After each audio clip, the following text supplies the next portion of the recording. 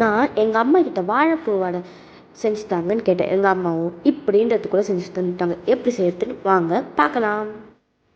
வாழைப்பூ வடை செய்யறதுக்கு பருப்பெல்லாம் அரைச்சிட்டு வந்துடலாம். அதுக்கு மிக்சியில் ஃபஸ்ட்டு 2 ஸ்பூன் சோம்பு, 1 ஸ்பூன் உப்பு, வரமிளகாய் 2, பெருங்காயம் 1/2 ஸ்பூன், இது எல்லாத்தையுமே போட்டு நம்ம ஃபஸ்ட்டு அரைச்சிடலாம்.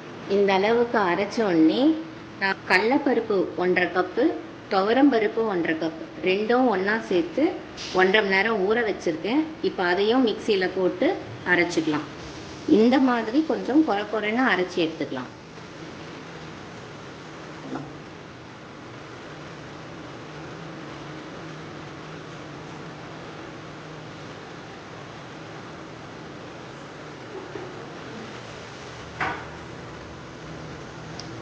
கொத்தமல்லி ஒரு கைப்பிடி போட்டுக்கலாம். கருவேப்பிலையும் கொஞ்சம் போட்டுக்கலாம். வாழைப்பூ அதுவும் சாப்பரில் போட்டு நல்லா பொடியாக இது மாதிரி சாப் பண்ணிக்கோங்க. அதை மிக்ஸ் பண்ணிடலாம். இப்போ நம்ம எல்லாமே போட்டு இந்த மாதிரி மிக்ஸ் பண்ணி வச்சாச்சு. எல்லாருமே கடலைப்பருப்பு மட்டும்தான் போட்டு செய்வாங்க. நீங்கள் துவரம்பருப்பும் போட்டு செஞ்சு பாருங்கள், டேஸ்ட் இன்னுமே நல்லா இருக்கும். இப்போது வடை செஞ்சிடலாம்.